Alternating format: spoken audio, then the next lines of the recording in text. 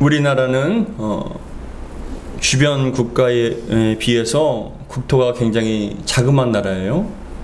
주변에 많은 나라가 있지만 그 나라들에 비해서 우리나라 대한민국이란 그 면적은 굉장히 협소하고 좁은데, 우리나라 대한민국의 면적은 10만 제곱킬로미터입니다. 10만 제곱킬로미터라, 우리 남한만 10만 제곱킬로미터인데, 가까운 중국은 959만 제곱킬로미터입니다. 우리 대한민국은 10만 제곱킬로미터인데 중국은 959만 제곱킬로미터이고 러시아는 1710만 제곱킬로미터예요. 어마어마하죠. 그러니까 또 가까운 우리 밑에 일본은 37만 8천 제곱킬로미터의 어떤 면적을 갖고 있습니다. 그러니까 중국은 국토는 우리 대한민국의 96배에 해당되고 러시아는 170배입니다. 우리 대한민국에 비해서 170배. 그리고 일본은 약 4배 정도 되는 크기를 갖고 있는데, 러시아는 세계에서 가장 큰 나라예요. 국토로 따지면은 가장 크고 중국은 4번째로 큰 나라입니다. 그에 비해서 대한민국은 10만 제곱킬로미터밖에 안 되니까 참 작은 그런 나라라 할 수 있겠죠. 이렇게 작은 국토에서 2023년도 기준으로 5,133만 명이 살고 있습니다. 이 10만 제곱킬로미터라는 이 토지에서. 근데 이 5,133만이라는 국민이 살고 있는데 얼마만큼 인구 밀도가 높겠습니까? 더군다나 요즘에는 어떤 지방에서 서울이나 수도권으로 그런 쏠림 현상이 굉장히 강하기 때문에 그 수도권과 서울의 인구 밀도는 굉장히 더 높다는 것이 현실일 수밖에 없습니다. 사정이 이렇다 보니 우리나라에서는 땅에 대한 인식이 단순한 집을 지어서 거주하는 그런 목적이 아니라 투자를 해서 이익을 보려는 어떤 투자의 대상으로 생각하는 경우가 대부분입니다. 투자 대비 수익률이 좋은가, 투자할 만한 가치가 있는가, 그런 것을 우선순위로 생각해서 토지를 매입합니다. 그래서 한국에서 땅은 귀한 자산이 되기도 합니다. 그런데 오늘 본문에 나오는 이스라엘은 한국보다 훨씬 작은 나라거든요. 굉장히 작은 나라입니다. 이스라엘의 면적은 약 2만 제곱킬로미터 밖에 안 돼요. 우리나라가 10만 제곱킬로미터인데 이 이스라엘은 다 해봤자 2만 제곱킬로미터 밖에 안 되는 겁니다. 이것은 대한민국과 이스라엘, 저 진한 색깔이 이스라엘이거든요. 그 이스라엘에 겹쳐서 크기를 비교한 것입니다. 결국 이스라엘이 합친 땅이 우리나라가 5배, 그 이스라엘이 5배가 되는 그런 땅인 것입니다. 놀랍게도 한국이 이스라엘이 5배예요. 그런데 이 이스라엘은 전 세계의 199개 중에 150위에 해당되는 자그마한 나라입니다. 그 이스라엘 밑에는 49개의 그런 나라가 더 작을 수도 있지만 그럼에도 불구하고 굉장히 적은 그런 땅을 갖고 있는 나라 중에 하나입니다. 이스라엘 사람들도 땅에 대한 집착이 엄청나거든요. 엄청납니다. 땅에 대한 집착이. 그런데 지금도 이스라엘 내에서 벌어지는 전쟁의 이유는 결국 땅이에요. 그 이스라엘 안에 가자지구라든지 팔레스타인 그런 나라 사람들이 살고 있기 때문에 그 땅을 차지하는 것에 대해서 분노하면서 땅을 차지하기 위해서, 몰아내기 위해서 전쟁을 이루고 있는데, 그렇다면 여러분, 이스라엘 백성들이 땅에 대한 집착이 이처럼 강한 이유는 무엇일까요? 이스라엘 백성들이 땅에 대한 집착이 굉장히 강하거든요. 근데 그 이유는 무엇일까요? 무엇 때문에 그들은 땅을 위해서 목숨까지도 거는 전쟁을 마다하지 않을까요? 그 이유가 있습니다. 그 이유는 이스라엘 백성들이 땅에 대한 집착이 엄청난 것은 결코 땅이 좁아서 땅값이 높아서 그런 게 아니에요. 땅이 좁기 때문에 이렇게 집착이 강한 게 아니에요. 집값이 땅값이 높아서 그런 것도 아니에요. 그들에게 있어서 땅에 대한 집착과 굉장히 중요하게 여기는 이유는 무엇이냐면, 여러분, 중요한 이유가 있어요. 무엇이냐면은 그것은 이스라엘 백성들에게 있어서 땅은 어떠한 투자라든지 거주하는 것보다 더 가치 있고 중요한 의미가 있는데, 그게 바로 무엇이냐? 하나님의 약속의 증표라는 거예요. 하나님 약속의 증표. 이게 무엇이냐? 이스라엘 내에서 땅을 소유했다는 건 뭐냐? 자신이 하나님 나라의 백성이란 뜻이에요. 그 땅에서 살고 있어도 그 안에 땅이 없으면 자기는 하나님 나라에 속한 백성이 아니라는 그런 불안감이 있는 거예요. 하나님께서는 이스라엘 백성들에게 그 가나안 땅을 약속의 땅으로 주셨기 때문에 그 땅에서 자신이 땅을 소유한다는 뭐냐? 하나님의 약속의 백성이고 그것을 나에게 주신 약속의 증표라는 인식이 있기 때문에 땅에 대한 집착이 굉장히 강하다는 것이죠. 하나님께서 갈대아 우르에서 살고 있던 아브라함에게 75세 때 처음 부르셔서 이끄십니다. 갈대아 우르에서 내가 지시한 땅으로 가라. 내가 너를 큰 민족으로 이루겠다라고 말씀하시는데 가장 먼저 하신 말씀이 뭐냐? 너는 고향과 친척과 아버지의 집을 떠나 내가 내게 보여줄 땅으로 가라. 그 땅으로 가라는 거예요. 우리 창세기 12장 1절에서 2절 같이 읽겠습니다. 시작. 여호와께서 아브라함에게 이르시되 너는 너의 고향과 친척과 아버지의 집을 떠나 내가 내게 보여줄 뭐라고요? 땅으로 가라. 내가 너로 큰 민족을 이루고 내게 복을 주어 내 이름을 창대하게 하리니 너는 복이 될지라. 그러니까 이 땅에 대한 개념이 축복의 개념이고 약속의 개념인 거예요. 하나님께서는 아브라함에게 내가 너에게 보여줄 땅으로 가라 말씀하시면서 내가 너로 큰 민족을 이루게 하시게 했다는데 그 큰 민족이란 뭐냐? 나라를 의미합니다. 나라를 세우시겠다는 거예요. 아브라함을 통하여서 땅을 주어서. 여러분 우리나라 역사에도 각 나라를 세울 초대왕이 있지 않습니까? 마찬가지예요. 이스라엘 백성들에게 이스라엘은 가장 큰 조상이 그 처음 시작한 사람이 바로 아브라함이라는 개념이 있는 거예요.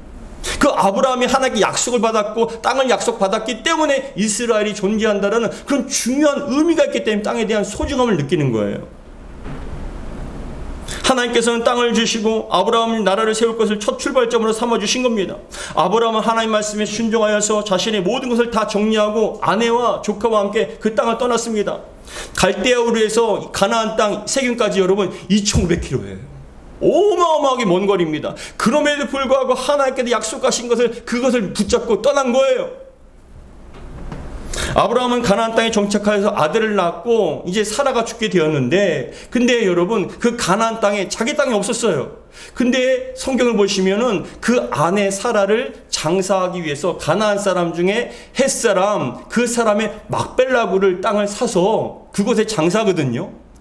그냥 주겠다고 하는데 아니라 내가 돈을 지불하고 사겠다라고 얘기를 한 다음에 그 막벨라구를 사서 여러분 사라를 장사하게 됩니다. 그런데 중요한 것은 그 막벨라굴이 나중에 아브라함의 가족묘가 됩니다. 아브라함뿐만이 아니라 사라뿐만이 아니라 아브라함, 야곱과 또한 여러분 리브가 더 나가서 여러분 그 레아도 이삭과 레아도 다 거기에서 장사가 됩니다. 그런데 놀랍게도 여러분 잘 들어보세요. 놀랍게도 아브라함의 가나안 사람 헷사람에게 산 그 조그마한 막벨라굴 그 땅이요 430년 동안 애굽에서 노예 생활을 하다가 가나안 땅이 우리 고향이다, 우리의 근거가 뿌리가 된다라고 그렇게 인식할 수 있는 근거가 바로 막벨라굴 그 하나 때문인 거예요. 넓고 넓은 그 가나안 땅에 막벨라굴이라는 그 조그만 그 지역이 있기 때문에 우리 아브라함 조상이 거기에 묻혀 있고 그러므로 말미암아 우리의 고향이고 우리의 근거가 되고 우리의 뿌리가 된다는 그런 인식 가운데 여러분 이스라엘 백성들이 가나안 땅에 갈 수가 있었던 것입니다. 그게 근거가 된 거예요. 만약 아브라함과 사라와 여러분 사람들이 묻혀지지 않았다면 그것이 여러분 그 땅이 없었다면 아브라함의 소유가 된 땅이 없었다면 그곳에 갈 수가 없는 거예요. 그냥 남의 땅이 되어버리는 거예요. 구약 성경에서 하나님의 언약을 이야기할 땐 빠짐없이 나오는 문구가 뭐냐면 바로 아브라함에게 주리라고 약속했던 가나안 땅, 아브라함에게 주려고 약속했던 가나안 땅, 그 땅에 여러분 근거가 바로 막벨라굴이었다는 것입니다. 그래서 이스라엘 백성들에게 땅은 뭐냐? 하나님께서 우리에게 주신 기업이다, 기업이다라는 그런 인식이 있었던 것이죠. 우리 출애굽기 32장 13절 같이 읽겠습니다. 시작. 주의 종 아브라함과 이삭과 이스라엘을 기억하소서. 주께서 그들을 위하여 주를 가리켜 맹세하여 이르시기를 내가 너희의 자손을 하늘의 별처럼 많게 하고 내가 허락한 온 땅을 너희 자손에게 주어 뭐라고요? 영원한 기업이 되게 하리라 하셨나이다. 그 땅은 곧 기업인 거예요. 하나님의 약속인 거예요. 기업이란 뭐냐? 한자로 턱이 어업이에요. 턱이 어업. 그 기업이라는 것이. 근데 이게 무슨 뜻이냐? 부모나 근친에게 물려받은 재산이나 사업, 생활기반, 상속, 유산, 그 모든 것이 여러분 다 기업이라고 얘기하는데, 성경에서 이스라엘 백성에게 기업은 곧 토지예요. 땅이에요. 땅을 나에게 주심으로 말미암아 하나님의 기업이 그곳에서 이루어진다는 그런 개념이 있었던 것이죠. 이처럼 이스라엘 백성에게 기업과 땅은 하나님께서 자신들에게 주신 은혜의 선물이자 축복의 증표였기 때문에 너무나 소중하게 중요하게 생각하는 것입니다. 그런데 하나님께서는 이스라엘 백성들에게만 이런 약속의 증표를 주신 게 아니에요. 기업을 주신 게 아니에요. 저와 여러분들에게도 주셨어요. 예수님을 구주로 영접한 하나님의 자녀가 된 저와 여러분들에게도 하나님의 기업, 영적인 땅을 허락해 주셨다는 것이죠. 그렇다면 여러분, 하나님께서 우리에게 젖과 꿀이 흐르는 약속의 땅, 축복의 기업을 구체적으로 어떻게 주셨을까요? 그게 무엇일까요? 여러분, 그것은 우리에게 약속하신 그것은 한 가지만 영역이 아니라 영적인 영역과 혼적인 영역과 육적인 영역이 다 포함되어 있습니다. 영적인 영역은 무엇이냐? 우리의 심령이에요. 우리 자체가 하나님의 기업이에요. 우리가 하나님의 상속자로서 우리가 하나님의 기업이 되는 거예요. 이 예수님을 통해서 성도의 기업이 누리게 될 성도의 기업은 뭐냐? 제일 중요한 게 바로 영생이고 우리가 하나님 나라에 들어갈 수 있다라는, 이게 약속하신 기업이에요. 더 나아가서 영적인 전도의 대상들이 우리에게 허락하신 그런 기업들이고 대상자들이라는 것입니다. 악한 사단 마귀 어둠의 권세는요, 우리의 심령이 임하여서 자기들이 주인인 줄 알았죠. 자기들이 마음대로 통치하고 지배했습니다. 근데 우리가 예수 그리스도를 영접함을 통하여, 복음을 통하여 성령께서 임하시고 그 사로잡혔던 우리를 여러분 그 사단 마귀로부터 자유케 하신 거예요. 하나님의 기업으로 만들어버리신 겁니다. 할렐루야. 그래서 여러분들이 하나님의 소중한 기업이 된 것이에요. 더 나아가서 혼적인 것도 무엇이냐? 성령께서 임하시면 우리의 감정과 생각과 마음들을 주장하십니다. 전에는 우리가 사단 마귀가 주는 생각으로 두려워하고 고민하고 고통받고 염려하고 분노하고 조그만 일에도 여러분 그렇게 힘들었던 그러한 우리들의 영역을 성령께서 임하심을 통하여 점점점 하나님의 기업으로 만들어서 오래 참게 하시고 온유하게 하시고 용서하게 하시고 사랑하게 하시는 그 모든 것들이 다 하나님의 기업으로 우리를 삼아주셨다는 증거인 것이죠. 더 나아가서 육적인 영역도 있습니다. 우리의 가정, 우리의 자녀들, 우리의 사업, 직장, 모든 것들이 다 우리 눈에 보이는 것들이 다 전 영역을 우리에게 허락해 주신 하나님의 기업이라는 거예요. 하나님께서는 말씀하십니다. 로마서 8장 17절에 다음과 같이 얘기합니다. 같이 있습니다. 시작. 자녀이면 또한 상속자 곧 하나님의 상속자요 그리스도와 함께한 상속자니 우리가 그와 함께 영광을 받기 위하여 고난도 함께 받아야 할 것이라. 이 땅에서 하나님의 상속자로서 세상에서 여러분 고난받는 건 당연한 거예요. 상속자로서 어려운 건 당연한 거예요. 그러나 여러분 하나님의 상속자로서 우리는 영생을 누리고 부활의 영광을 누리게 될 줄 믿습니다. 결국 뭐냐? 이 땅에서 우리 눈에 보이는 육신적인 것도 있고 영적인 것도 다 포함되어 있다는 것이죠. 여러분들이 하나님의 기업이 된 줄 믿습니다. 더 나아가서 여러분들이 가정이 하나님의 기업 되기 바랍니다. 어둠의 권세에 빼앗겼던 여러분들이 삶의 지경과 가정과 여러분 심령들이 다 하나님의 품으로 돌아와서 하나님의 아름다운 기업이 되기를 주의 이름으로 축복합니다. 여러분 직장과 사업도 하나님의 기업이 되셔야 됩니다. 근데 우리가 알아야 할 것은 여호수아를 보시면 잘 보십시오. 하나님께서 아무리 많은 것을 약속해 주시고 기업으로 주셨다 할지라도 잘 들으십시오. 그것을 마음껏 가지고 누리지 못하는 수도 있다라는 거예요. 우리 하나님은 가난한 분이 아니세요. 인색하신 분이 아니세요. 많은 것을 풍부하게 주십니다. 근데 그렇게 주셨음에도 불구하고 누리지 못하는 사람들이 많다는 거예요. 왜냐? 하나님께서 인색하지 않고 많은 것을 주시고 풍부하게 주시는 분이신데 그것을 누리지 못하는 이유는 뭐냐? 여호수아를 보시면 여호수아가 이스라엘 백성과 함께 하나님이 젖과 꿀이 흐르는 땅을 여러분 요단강을 건너서 들어가게 됩니다. 근데 그 땅에 차지하고 있던 어둠의 세력 가나안 사람들이 그 땅에 있습니다. 그런데 그 땅을 보면서 여호수아가 이스라엘 백성 각 12지파에게 제비뽑기를 통하여서 각각의 땅을 여러분 분배해 줍니다. 민족의 그 사람들의 수에 따라서 더 넓은 지역을 여러분 그 제비뽑기에서 주어요. 어떤 사람은요 더 달라고 해서 더 줍니다.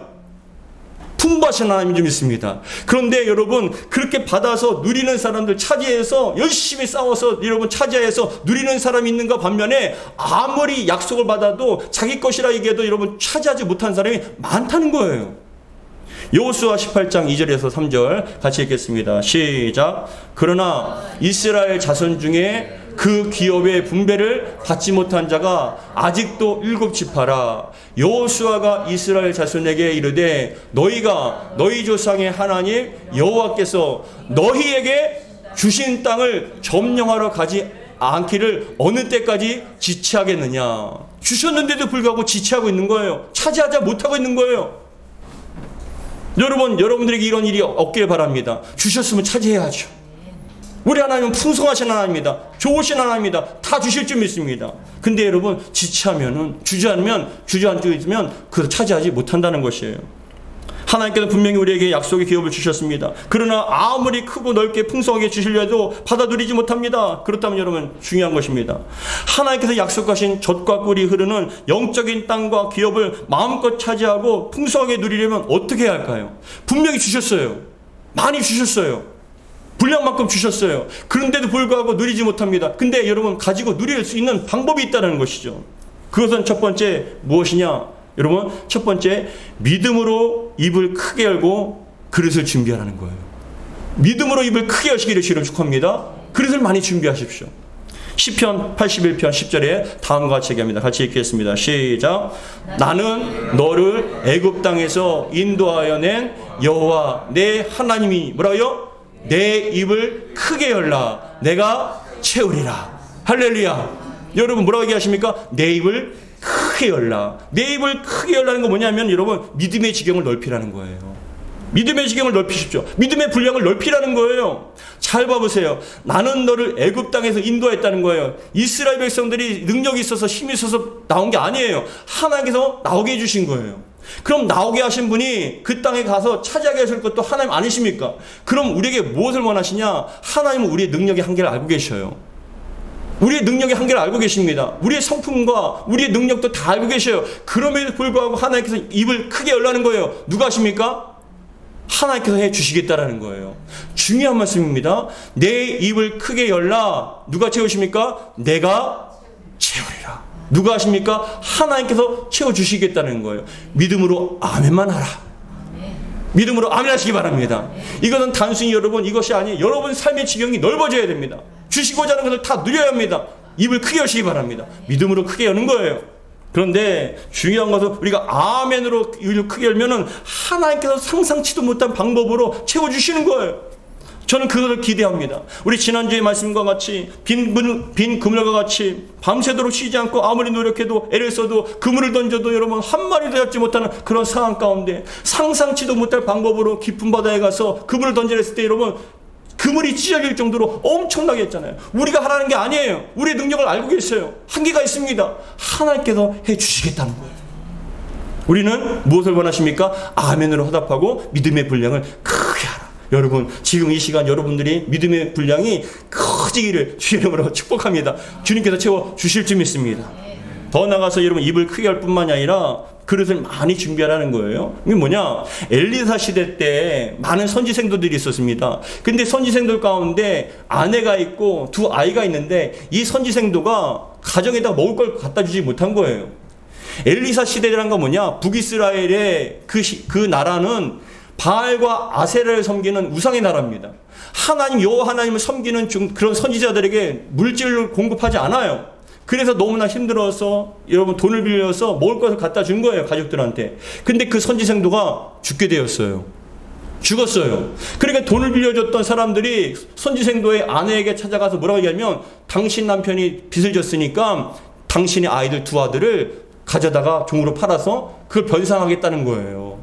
그러니까 이 엘리사 여러분 이 아내가 너무나 기가 막혀서 엘리사를 찾아갑니다. 엘리사요 사정이 이러해서 이것을 내 아이들을 우리 아이들을 팔려고 합니다. 어떻게 했으면 좋겠습니까? 라고 얘기하니까 엘리사가 뭐라고 얘기하냐면 무엇이 있습니까? 당신에게 무엇이 있습니까? 기름 한 병밖에 없습니다. 잘 됐습니다.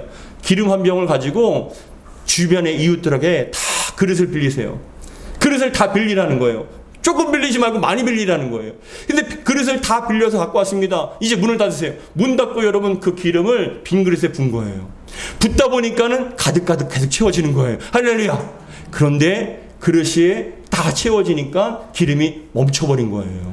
여러분 열왕기하 4장 5절로부터 6절 같이 읽겠습니다. 시작. 여인이 물러가서 그 두 아들과 함께 문을 닫은 후에 그들은 그릇에 그에게 가져오고 그는 부었더니 그릇에 다 찬지라. 여인이 아들에게 이르되 또 그릇을 내게로 가져오라 하니 아들이 이르되 다른 그릇이 없나이다 하니 기름이 곧 그쳤더라. 그릇이 다 차지니까 멈춘 거예요. 여러분들이 믿음의 그릇이 더욱더 많아지기를 주 이름 축복합니다. 많이 준비했을 때 또 많이 부어지는 거예요. 그 여인이 그 그릇에 가득 채워지다니까 멈추게 됩니다. 그러니까 여러분 이제 더 이상 기름 나오지 않잖아요. 여러분들이 믿음의 그릇을 다 많이 준비하세요. 더욱더 많이 준비하세요. 그러면 주님께서 채워주실 줄 믿습니다. 근데 중요한 것이 있어요. 여기서 주의할 것이 있습니다. 여러분 그릇을 준비하되 빈 그릇을 준비하시라는 얘기예요. 이게 굉장히 중요한 영적 의미가 있습니다. 무엇이냐면은 그릇을 준비하는데 그것에 다른 것이 채워지면 안 된다는 거예요. 다른 것이 채워지면 안 돼요. 빈 그릇이 되어야 됩니다. 우리의 믿음의 그릇 가운데 주님께서 주시고자 하는 축복과 기업이 있는데 그 그릇을 준비할 때 그릇 위에 부어주시는데 그 그릇 안에 여러분 불신앙과 더 나아가서 걱정과 근심, 그런 어떤 하나님에 대한 믿지 못하는 그런 마음들이 가득 차면 주님께서 부어줄 수가 없어요.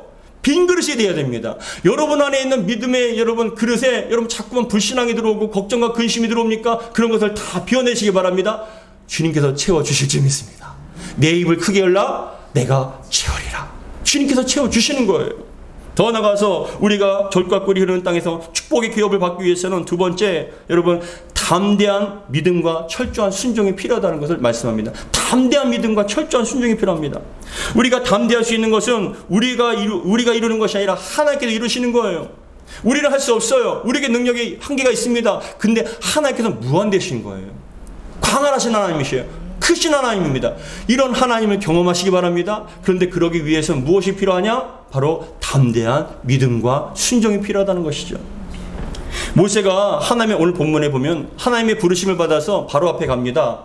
바로 앞에 가는데 모세에게 하나님께 무슨 말씀하셨어요? 바로 앞에 가라. 내가 바로를 쳐서 너희를 갖다가 이스라엘 백성들을 다 구출해 낼 것이다.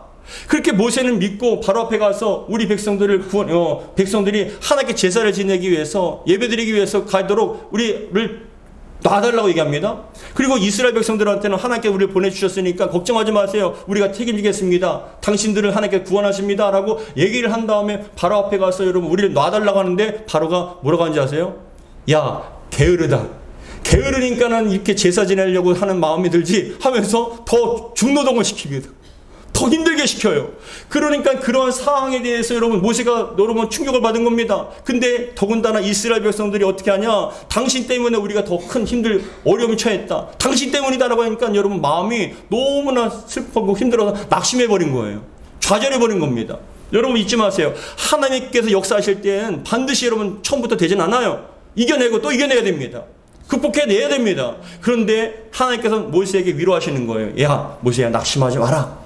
내가 나의 이름을 위해서 이 백성들에게 바로 앞에 큰 일을 행하여서 너의 이름을 창대하게 할 뿐만이 아니라 어떻게 하나님의 이름을 높일 것이다 라고 약속해 주시는 거예요. 반드시 이스라엘 백성들을 그 땅에서 애굽에서 구출해서 가나안 땅에 약속의 땅으로 보내주시겠다고 약속하신 거예요. 우리 오늘 본문 앞에 출애굽기 6장 7절부터 8절 같이 읽겠습니다. 우리 출애굽기 6장 7절과 8절입니다. 같이 읽습니다. 시작. 너희를 내 백성으로 삼고 나는 너희의 하나님이 되리니 너희를 빼낸 너희의 하나님 여호와인 줄 뭐라고요? 너희가 알지라. 8절 시작. 아브라함과 이삭과 야곱에게 주기로 맹세한 땅으로 너희를 인도하여 그 땅을 너희에게 주어 기업을 삼게 하리라. 나는 여호와라 하셨다 하라. 나는 여호와라. 손이 짧은 하나님이 아니야. 난 얼마든지 너희를 끄집어내서 약속의 땅으로 보낼 수 있는 그런 전능하신 하나님이야. 너희는 곧 보게 될 거야. 알게 될 거라고 말씀하십니다. 여러분 우리가 하라는 게 아닙니다. 누가 하십니까? 하나님께서 하시겠다라는 거예요. 이 시간에도 여러분들에게 말씀하십니다. 여러분들이 하라는 게 아니에요. 여러분 한계가 있으시잖아요. 여러분 능력이 여러분 한계가 있지 않았습니까? 그런데 하나님께서는 그것을 초월하신 하나님을 하나님께서 이루시겠다는 겁니다. 하나님께서 우리에게 원하시는 것은 우리가 무엇을 하는 것을 기대하는 것이 아니라 어떠한 상황과 환경 속에서도 주눅들지 않고 불신앙으로 흔들리지 말고 담대한 믿음으로 하나님 말씀에 철저하게 순종하라는 것입니다. 여러분, 환경과 상황에 지배되지 마시고 그 눈앞에 있는 것으로 인하여 흔들리지 마시고 담대한 믿음을 가지고 나아가기를 주의 이름으로 축복합니다. 우리가 하는 것이 아니라 하나님께서 해주십니다. 민수기 13장에도 담대한 믿음과 또한 온전한 순종이 얼마나 필요한지를 우리는 잘 알고 있습니다. 민수기 13장에 보시면 출애굽한 이스라엘 백성들이 가나안 땅의 바로 밑에 가데스에서 모이게 됩니다. 이 가데스에서 모여서 모세가 각 지파별로 한 사람씩 12명을 뽑습니다. 이 사람들에게 40일 동안에 가나안 땅을 정탐하고 오라고 그래요.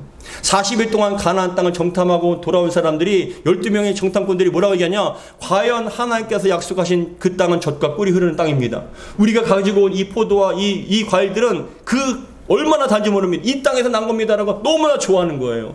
근데 그 사람들이 뭐라고 얘기하냐면, 근데 문제가 있습니다. 그 땅에 가나안 사람들이 산에도 있고 들에도 있고 바다에도 있습니다. 심지어는 안악자손까지 있습니다. 거인족 안악자손까지 있습니다. 그들에 비하면 우리는 메뚜기와 같습니다. 존재입니다. 우리가 가면은 큰일 날 것입니다 라고 얘기하는 거예요. 그렇게 생각하니까 얘기하니까는 여러분 모든 백성들이 다 울면서 원망합니다. 하나님을 원망하고 모세를 원망합니다. 죽을 데가 없어서 여기까지 불러서 우리를 죽이냐. 차라리 애굽에서 노예 생활하는 게 낫지 우리를 여기까지 불러서 우리를 죽이냐라고 원망합니다. 그랬을 때 여러분 이 12명 중에 2명인 갈렙과 여호수아가 뭐라고 얘기하냐? 아닙니다. 여러분 아니에요. 그 땅은 정말 젖과 꿀이 흐르는 땅입니다. 근데 중요한 것은 그 땅에 그런 사람들이 있다 할지라도 여러분 잘 생각해 보세요. 애굽에서 우리를 건져내신 것이 우리의 능력입니까? 우리의 힘입니까? 우리가 능력이 있어서 거기서 나왔습니까? 하나님의 전능하신 능력으로 말미암아 10가지 재앙을 통해서 상상치도 못한 바로와 군대들을 다 무너뜨리고 우리를 구원하신 거 아닙니까? 호계를 누가 가르셨습니까? 그 마른 땅을 건너게 하시고 모든 이스라엘 백성들이 한 사람도 다치지 않고 바로의 군대로부터 우리를 보호해 주신 게 누굽니까? 하나님이십니다. 그 하나님께서 우리와 함께 하시면 우리는 그 땅을 차지하게 될 것입니다. 전능하신 하나님께서 반드시 차지하게 줄 것입니다. 다만 우리가 하나님 말씀을 거역하지 맙시다. 믿고 나아갑시다. 누구 말을 들었을까요? 누구 말을 들었을까요? 결국은 여러분 백성들은 다 말을 듣지 않았어요. 오직 출애굽해서 들어갈 수 있는 것은 갈렙과 여호수아만 들어간 거예요. 여러분 잊지 마세요. 불신앙이 여러분들 붙잡습니다. 두려움이 여러분들 붙잡습니다. 여러분들을 바라보면서 희망이 없다고 생각하십니까? 아니요. 그 희망 없는 여러분들을 보지 마시고 살아계신 하나님 바라보시기 바랍니다. 하나님께서 우리 가정 회복시켜 주실 줄 믿습니다. 살려주실 줄 믿습니다. 하나님의 기업으로 만들어 주실 줄 믿습니다. 우리에게 하라는 게 아니잖아요. 하나님께서 해주시겠다는 겁니다. 우리는 단지 하나님을 바라보고 믿고 순종하기만 하라는 겁니다. 민수기 14장 8절부터 9절 같이 읽습니다. 시작. 여호와께서 우리를 기뻐하시면 우리를 그 땅으로 인도하여 들이시고 그 땅을 우리에게 주시리라. 이는 과연 젖과 꿀이 흐르는 땅이니라. 다만 여호와를 거역하지는 말라. 또 그 땅 백성을 두려워하지 말라. 그들은 우리의 먹이라. 그들의 보호자는 그들에게서 떠났고 여호와는 우리와 함께 하시느니라. 그들을 두려워하지 말라 하니라. 두려우니까 자꾸 안 된다는 거예요. 두려우니까 주저앉게 돼요. 두려우니까 자꾸만 뒤로 후진하게 됩니다. 여러분 하나님께서는 여러분들이 두려워서 그 자리에 주저앉는 것이 아니라 두려움을 이기고 극복하여서 믿음으로 승리하기 원하신 줄 믿습니다. 그래야만 차지할 수 있어요. 그래야만 여러분 영혼들을 차지할 수 있고요. 여러분들이 가정을 살릴 수 있어요. 우리의 삶에 하나님께 약속하신 그 축복을, 그 풍성한 축복을 가지고 누릴 수 있는 건 여러분 믿음입니다. 절대로 불신앙이 아니에요. 여러분 잘 생각해 보세요. 저는 이 말씀을 묵상하면서 생각했습니다. 여호수아와 갈렙이 그냥 무조건 믿음만 얘기한 게 아니에요. 이 사람들도 그 땅의 지형과 환경과 그 안에 있는 군사들과 그 성과 모든 걸 다 본 거예요. 알았어요. 너무나 강력하다는 걸 알고 있습니다. 모르는 게 아니에요. 근데 중요한 것은 그들에게 믿음의 눈이 있었다는 거예요. 그럼에도 불구하고 이것을 극복하고 이기게 하신 분이 누굽니까? 하나님이시다. 그것을 여러분 이기게 하신 분이 누굽니까? 하나님이시다. 그러니까 담대한 마음으로 가자 하는 거예요. 근데 하나님께서 그런 담대한 마음과 믿음으로 역사했을 때 여러분 하나님께서 함께 해주셔서 차지하게 주신 줄 믿으시기 바랍니다. 주저앉으면 여러분 차지할 수 없어요. 그 기업을 여러분 풍요롭게 누릴 수 없어요. 주저앉지 말고 정말 불신한 거 원망하지 말고 믿음으로 담대하게 순종하며 나가기를 주의 이름으로 축복합니다. 나가라면 명령을 했을 때 나가는 거예요. 믿고 여러분 나갈 때 역사가 나타날 줄 믿습니다. 하나님께서 우리보다 누구보다 우리를 잘 하십니다. 다시 말씀드립니다. 우리의 능력을 알아요. 한계를 알아요. 얼마만큼 부족한지, 얼마만큼 힘이 없는지 다 아십니다. 그럼에도 불구하고 가라 하신 것은 하나님께서 하시겠다는 거 아닙니까? 그러한 믿음으로 여러분 나가기 바랍니다. 세 번째, 우리가 젖과 이른 그 가나안 땅, 그 영적인 여러분 기업을 누릴 수 있는 방법 세 번째 뭐냐? 잘 들으십시오. 중요한 거예요. 거룩해야 합니다. 거룩하셔야 돼요. 정말 거룩하셔야 돼요. 아무리 젖과 꿀이 흐르는 땅에 가서 땅을 주시고 그 땅을 하나님의 기업으로 세우셨지만 그 땅에 가서 여러분 차지하는 게 문제가 아니에요. 그 땅을 차지하는 것보다 더 중요한 게 뭔지 아십니까? 그 땅에서 어떻게 사느냐가 더 중요한 거예요. 아무리 여러분 그것을 주셨다 할지라도 그 땅에서 여러분 타락하여서 세상과 똑같이 죄를 지으면서 살아가면 하나님께서는 분명히 말씀하십니다. 신명기에 아무리 너희가 가서 차지했다 할지라도 너희가 온전하지 않고 우상을 숭배하면 너희들을 뽑아서 세계에 흩어버리라 말씀하셨어요. 하나님께서 우리가 그 기업을 통해 하나님께 영광 돌리게 하실 줄 믿습니다. 그게 원하시는 거예요. 하나님 제게 건강 필요합니다. 물질 필요합니다. 평안 필요합니다. 왜요? 주를 위해서 써야 됩니다. 먹든지 마시든지 무엇을 하든지 하나님 영광을 위해서 사용해야 됩니다. 주여 은혜 주시고 능력 주시고 감당할 수 있는 믿음 주시옵소서. 그렇게 우리가 믿음으로 담대했을 때 주님께서는 여러분 그걸 들으시고 보시고 우리에게 축복해 주시는 거예요. 더 나아가서 그것을 주셨다 할지라도 우리가 주의 영광을 위해서 아름답게 거룩하게 잘 사용하시면 하나님께서는 그것에서 영원히 거하고 누리게 주시겠다고 약속해 주셨습니다. 다시 말씀드립니다. 그 땅을 차지하는 것보다 그 땅에서 어떻게 사느냐가 더 중요합니다. 우리는 그런 경험 많이 했지 않습니까? 주셨는데 한순간에 사라질 때도 있지 않습니까? 왜요? 합당하지 않아서 그래요. 거룩하지 않아서 그래요. 주님의 영광보다 내 영광을 여러분 생각했기 때문에 여러분 주신 기업이라 할지라도 때로는 사라질 수도 있어요. 이제는 그런 실수 반복하지 않고 주셨으면 가지고 누리십시다. 정말 주님께서 주시는 그 땅에서 거룩하고 하나님의 영광에서 멋지게 사용하면 더 큰 은혜 베풀어 주실 줄 믿습니다. 사랑하는 성도 여러분, 하나님께서 여러분들에게 무엇을 계획하고 계실까요? 우리가 어떻게 반응하고 어떻게 하기를 원하실까요? 그리고 우리가 하나님에 대한 담대한 믿음과 순종을 하면 어떤 일, 놀라운 일을 일으켜 주실까요? 기대되지 않습니까? 우리가 정말 날마다 순종함을 통하여 여러분 삶이 기업이 되고 하나님께 영광을 돌리는 복된 축복의 통로가 되기를 주의 이름으로 축복합니다. 기도하겠습니다. 아버지 하나님 감사합니다. 반드시 우리에게 주신 기업이 있는 줄 믿습니다. 영적 지경이 있는 줄 믿습니다. 우리가 주님의 것으로서 주님의 정말 아름다운 기업이 되게 하심을 감사드리고 우리의 가정과 우리의 자녀들과 우리의 삶의 모든 분야 속에 하나님의 기업이 하나님의 영광이 드러날 수 있도록 축복하여 주옵소서. 풍성하게 주신 줄 믿습니다. 믿음의 담대함을 가지고 나아갈 수 있도록 도와주시고 입을 크게 열며 정말 그릇을 많이 준비하여서 하나님께 주시는 그 폭포수와 같은 은혜를 날마다 가지고 누릴 수 있도록 도와주옵소서. 그러나 교만하지 않기 원합니다. 정말 차지하는 것보다 더 중요한 것은 그것을 어떻게 사용하느냐가 더 중요합니다. 어떤 상태냐가 더 중요합니다. 주여 거룩한 모습으로서 주의 영광을 위해서 멋지게 쓰임받을 수 있도록 축복하여 주시옵소서. 우리 주 예수 그리스도로 기도하옵나이다. 아멘.